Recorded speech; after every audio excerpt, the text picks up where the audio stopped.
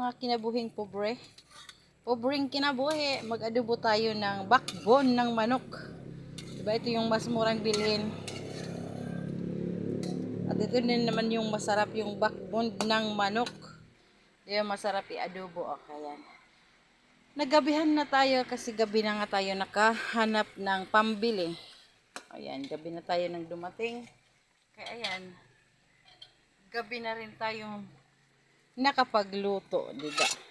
Dagdagan natin ng coconut shell, diba? Nadurog na kasi itong mga coconut shell, itong mga baon ng nyog. Mga durog na kasi yung pugon ko nga, yung ginagamit ng pugon ay nasira. Kaya dito na lang muna siya. Kaso lang, ayan, inaano siya ng hangin. Kaya nilagyan ko ng kahoy. Diba mga pobreng kinabuhi? Dito tayo sa ating pinubring pagluto sa aking abuhan, di ba? Ayan ang aming pagluluto dito.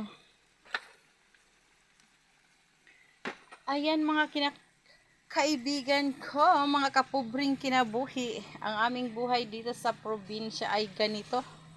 Lalo na pag wala ka talagang sufficient income para sa pang araw-araw. Todo tipid talaga.